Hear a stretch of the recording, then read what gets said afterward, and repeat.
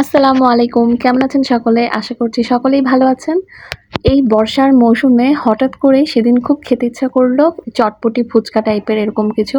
সেইজন্যেই চলে গেলাম তাজমহল রোডের ঠিক আপনার চিলড্রেন গার্ডেন যে স্কুলটা তার পাশের যেই রোডটাতে সেটাতেই একদম মুখেই খানদানি খানাপিনাতে। তো সেখানে গিয়ে আমরা অর্ডার করলাম ২ প্লেট ফুচকা, যেটা আমার ছেলে এবং আমার ননদ ওরা পছন্দ করে খুবই। তো ওরা এটা খেলো। ৩ রকমের টক দেওয়া হয়েছিল এই ফুচকার সাথে। তো ওরা খুবই মজা করে এটা খাচ্ছিল। আর আমারও দেখে তো ভীষণই মনে হচ্ছিল যে এটা খুবই টেস্টি। যদিও আমি ট্রাই করিনি এবং ওরা ২ জন খেয়েছে। ওরা ২ জন বলেছে খুবই সুন্দর লাগছে ওদের কাছে। আর যেহেতু ওরা ফুচকা লাভার, ওদের কাছে তো মানে পুরা স্বর্গ মনে হচ্ছিল। আর ৩ রকমের টকটাই বলে ভালো ছিল, ওরা বলল আমাকে।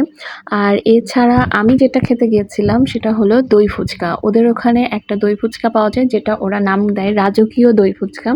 যেটা একটা স্টিলের প্লেটে সুন্দর করে একদম ডেকোরেশন করা থাকে। আর আমার মূলত দই ফুচকাটাই খাওয়ার উদ্দেশ্যে ওখানে যাওয়া ছিল। তো আমিও দই ফুচকা অর্ডার করেছিলাম এবং আমার হাসব্যান্ড, তার শ্বশুরও, ওনারাও ২ জন ২ প্লেট দই ফুচকা অর্ডার করেছিলেন।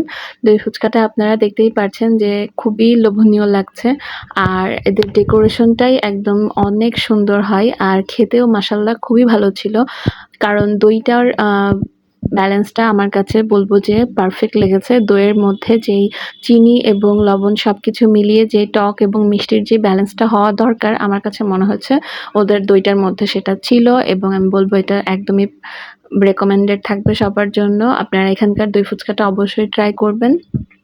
আর এছাড়াও আমরা নিয়েছিলাম ওদের ওখানকার মুড়ি ভর্তা একটা, সেটা আমার শাশুড়ি অর্ডার করেছিল। তো মুড়ি ভর্তাটাও আমাদের কাছে, এটা নরমাল মুড়ি ভর্তাটা ছিল। টোটাল আপনার মনে হয় এটা ৳৫০ নিয়েছিল ১ বাটি। তো এটার টেস্টও খুবই ভালো ছিল। আপনার মুড়ি ভর্তাটা একদম মাখা, মাখা ছিল। তো আমরা চলে গিয়েছিলাম তাজমহল রোডের এই দোকানটাতে, খানদানি খানাপিনা। তো আপনারা অবশ্যই চাইলে এখানে ভিজিট করতে পারেন। আমি আশা করি এখানকার খাবারগুলো আপনাদের ভালো লাগবে। তো আজকের ভিডিও এখানেই শেষ করছি। অন্য কোনো ভিডিও নিয়ে আবার দেখা হবে। আল্লাহ হাফেজ।